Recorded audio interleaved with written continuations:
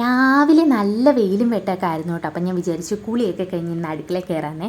അങ്ങനെ കയ്യോടെ തുണിയൊക്കെ അലക്കി ഒന്ന് കുളിച്ചു, തുണിയൊക്കെ വിരിച്ചിട്ടിട്ടുണ്ട്. ഇങ്ങനെ പോയാൽ 10 മണിയാകുമ്പോഴത്തേക്കിനും നല്ല പപ്പടം പോലെ ഉണങ്ങി കിട്ടും.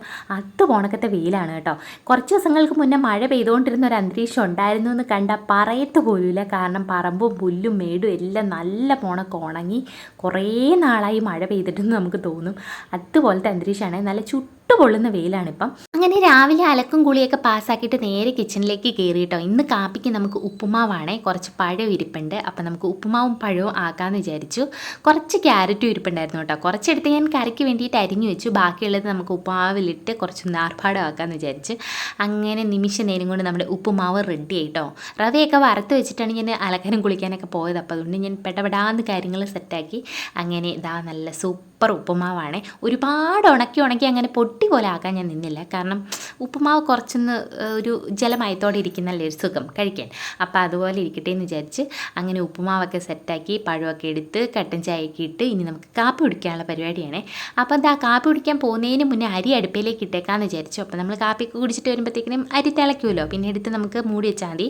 ഉച്ചയൊക്കെ ആകുമ്പോഴത്തേക്കിനും ഒന്ന് തികത്തി ഊറ്റിയാൽ നമ്മുടെ ചോറ് റെഡിയാവും കേട്ടോ. അങ്ങനെ അരി അടുപ്പിലിട്ടിട്ട് വേഗം പോയി പിള്ളേർക്കും കാപ്പി കൊടുത്തു, ഞാനും കാപ്പി കുടിച്ചു. ആ സമയത്ത് ഞാൻ കുറച്ച് നേരം ബിഗ് ബോസ് ലൈവൊക്കെ ഇരുന്നെന്ന് കണ്ടു കേട്ടോ. കാര്യം ബിഗ് ബോസിൻ്റെ കട്ട ഫാനായിരുന്നു ഞാനെങ്കിലും ഇപ്രാവശ്യത്തെ സീസൺ ഒരു ഗുമ്മില്ല കേട്ടോ. ചുമ്മാ എന്തൊക്കെയോ അലമ്പും ബഹളമൊക്കെയാണ്. അപ്പോൾ അതുകൊണ്ട് ഞാൻ പിന്നെ കുറച്ച് നേരം കണ്ടിട്ട് TV നിർത്തി വെച്ച്. അപ്പോഴത്തേക്കിനും ഒരു കൊറിയർ വന്നിട്ടുണ്ടായിരുന്നു. ഞാനൊരു ലിപ്സ്റ്റിക് ഓർഡർ ചെയ്തിട്ടുണ്ടായിരുന്നു. അപ്പോൾ അത് വന്ന് കിട്ടിയിട്ടുണ്ട്. നല്ലൊരു ഷെയ്ഡാണ്. ഞാൻ ഉദ്ദേശിച്ച സാധനം തന്നെയാണ് വന്നത്. ഇട്ടൊക്കെ ഒന്ന് ജസ്റ്റ് നോക്കിയിട്ടുണ്ട്. ലിപ്സ്റ്റിക്ക് ചുണ്ടിനൊക്കെ നല്ലതാണോ എന്ന് ചോദിച്ചാൽ ആർക്കറിയാം. പക്ഷേ എല്ലാവരും ഉപയോഗിക്കുന്നുണ്ട്. അപ്പം നമ്മൾ ഉപയോഗിച്ചെന്ന് മാത്രമേ ഉള്ളൂ. നല്ലൊരു കളർ ഷെയ്ഡാണ്. എനിക്കത് ഇഷ്ടപ്പെട്ടു കേട്ടോ. വേറെണ്ണം ഉണ്ടായിരുന്നുണ്ടെങ്കിൽ അത് കുറേ നാളിപ്പം സ്ഥിരം അത് ഉപയോഗിച്ച് കഴിഞ്ഞപ്പോഴത്തേക്കിനും എനിക്ക് ബോറടിക്കാൻ തുടങ്ങി. അപ്പോൾ ഞാൻ വേറെണ്ണം കൂടി വാങ്ങിച്ചാണ്.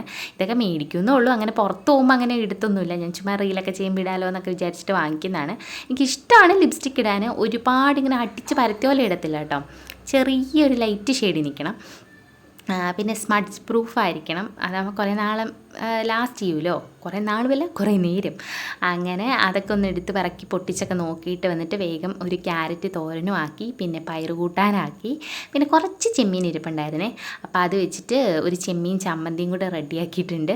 അങ്ങനെ എൻ്റെ ചോറും കറിയൊക്കെ ഒരു സൈഡിൽ കൂടെ ആയിക്കൊണ്ടിരുന്നപ്പോഴത്തേക്കിനും പിള്ളേർ പുറത്ത് ചോറും കറിയൊക്കെ ചിരട്ടയിൽ വെക്കുന്നുണ്ടായിരുന്നു കേട്ടോ. അപ്പോൾ അവരുടെ ചോറും കറിയൊക്കെ ആകുന്നതിന് മുമ്പ് എൻ്റെ പാചകമൊക്കെ കഴിഞ്ഞു. അങ്ങനെ പിന്നെ കുറച്ച് നേരം തിന്നപ്പോൾ ഇങ്ങനെ അതൊക്കെ നോക്കിയിരുന്നു കേട്ടോ. പിള്ളേരുടെ കൂടെയൊക്കെ കളിച്ച് പിന്നെ ഞാൻ ലിപ്സ്റ്റിക് ഒന്ന് ട്രൈ ചെയ്ത് നോക്കാമെന്ന് വിചാരിച്ചു കേട്ടോ. എനിക്കിത് ഈ ഷെയ്ഡ് ഭയങ്കരമായിട്ട് ഇഷ്ടപ്പെട്ടു. കൊള്ളാം. നിങ്ങൾക്ക് ഇഷ്ടപ്പെട്ടോ എന്ന് പറയണേ. അപ്പോൾ അത്രേ ഉള്ളൂ. വീണ്ടും കാണാം.